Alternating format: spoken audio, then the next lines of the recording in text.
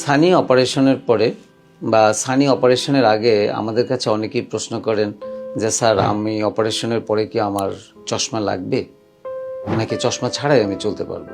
কোশ্চেনটা অত্যন্ত ভ্যালিড এবং এই কোশ্চেনের উত্তর জানা দরকার।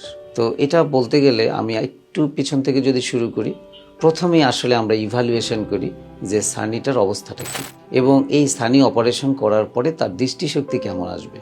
তো কিছু কিছু ক্ষেত্রে আমাদের পরীক্ষার আশ্রয় নিতে হয়। যেমন দেখা যায় যে সানিটা এত বেশি পেকে গেছে, যেটাকে সাধারণ বাংলায় বলি, আর আমরা যদি বলি মেডিসিনের ভাষায় তাহলে নিউক্লিয়ার গ্রেডিংটা +4 বা 4-এর চেয়ে বেশি হয়ে যায়।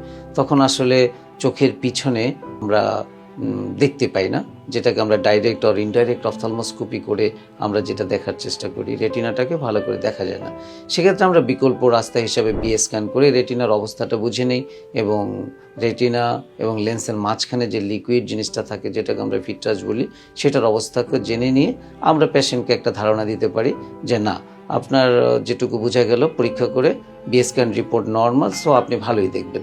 কিন্তু কনফার্ম করা আসলে এখানে খুবই ডিফিকাল্ট। কিন্তু যেটা এরকম পর্যায়ে যায় না যেখানে আমরা রেটিনোস্কোপ করে অথবা আমরা ডাইরেক্ট অপথলমোস্কোপ করে রেটিনাটা দেখতে পাই, সেক্ষেত্রে কিন্তু আমরা বলে দিতে পারি যে না, আপনি ভালো দেখবেন। এছাড়া আরও কিছু বিষয় আছে, পেশেন্টকে আমরা জিজ্ঞেস করি যে আপনি আলোটা ঠিক মতো দেখতে পাচ্ছেন কিনা, অর্থাৎ রেটিনা ভালো থাকলে তার কালার ভালো থাকবে, কালার ইনট্যাক্ট থাকবে। কিংবা সে যখন আলো দেখে আমরা তখন ধরে নিতে পারি যে সে যেহেতু আলো দেখছে তার রেটিনাটা ভালো আছে। অর্থাৎ এইটা কিন্তু কনফার্মেশন না, এটা ধারণা, এতে তাকে একটা ধারণা দেওয়া যায়।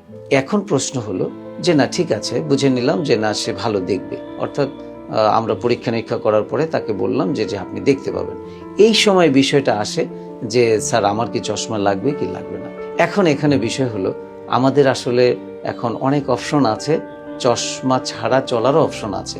লেন্স এমন একভাবে পাওয়া যায় যে লেন্সগুলো থাকলে তার ক্ষেত্রে হয়তো চশমা লাগবে না। যেমন আমরা প্রথমত যদি বলি যে সে নর্মাল অ্যাভেলেবল যে লেন্সগুলো থাকে সেটা শুধু ডিস্টেন্স ভিশন কারেকশন করা হয়, অর্থাৎ সে দূরে তার চশমা লাগবে না, কিন্তু কাছে পড়ার জন্য তার চশমা লাগবে। এবং এই লেন্সগুলো অ্যাভেলেবেল এবং এই লেন্সগুলোর দাম একটু কম থাকে। কিছু লেন্স আছে যে সে দূরে দেখবে এবং কাছেও দেখবে, যেগুলো আসলে আমরা মাল্টিফোকাল বলে থাকি। এই মাল্টিফোকাল কিংবা ট্রাইফোকাল বলে থাকি। এগুলো যদি এই লেন্স সে ইন্ট্রাকুলার লেন্স ব্যবহার করে তাহলে সে আসলে দূরে এবং কাছে কোনোটাই লাগবে না। আবার কিছু কিছু লেন্স আছে যে আসলে দূরেও লাগবে না এবং ইন্টারমিডিয়েট ডিস্টেন্স যেটা সেখানেও লাগবে না, কিন্তু কাছের জন্য একটু লাগবে। আসলে এটা ডিপেন্ড করে পেশেন্টের ডিজায়ারের উপরে, সত্যি কথা বলতে যে আর্থিক সঙ্গতির উপরে। এছাড়া আরেকটা বিষয় আছে যে দেখা যায় যে তার পরীক্ষা, আমরা অপারেশনের আগে তাকে পরীক্ষা করে দেখলাম যে তার অ্যাস্টিগমেটিজম আছে। অ্যাস্টিগমেটিজম একটা আরেকটা সমস্যা, যেটা হয়তো তার চোখের পাওয়ারের মধ্যে কিছু অ্যাঙ্গেলে তার সমস্যা আছে। এই ধরনের লেন্সও পাওয়া যায় যে আমরা ওই লেন্সটা দিয়ে যদি অপারেশন করি তাহলে তার চশমা লাগবে না।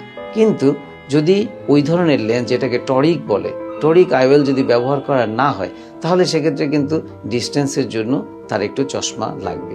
এই জিনিসগুলো আসলে আমরা অপারেশনের আগে পেশেন্টের সাথে ক্লিয়ারলি ডিসকাস করে নিই এবং পেশেন্ট যাতে বুঝতে পারে এবং পেশেন্ট যাতে সঠিক সিদ্ধান্ত নিতে পারে সেভাবেই আমরা এটা আলোচনা করে নিই। এছাড়াও এই পেশেন্টের আইওয়েল সিলেকশনের ব্যাপারে শুধু টাকাটাই মুখ্য নয়। অনেক ক্ষেত্রে দেখা যায় যে চাইলেও প্রফেশনাল কারণে বা বিভিন্ন কারণে তাকে আমরা সব ধরনের লেন্স দিতে পারি না। সুতরাং এটা আসলে ভেরি করে সে কিভাবে দেখবে বা কোন লেন্স দিয়ে দেখবে, সেটা পেশেন্টের সাথে সরাসরি পরীক্ষা করে এবং কথা আলোচনার মাধ্যমে এই সিদ্ধান্তটা নেওয়া হয়।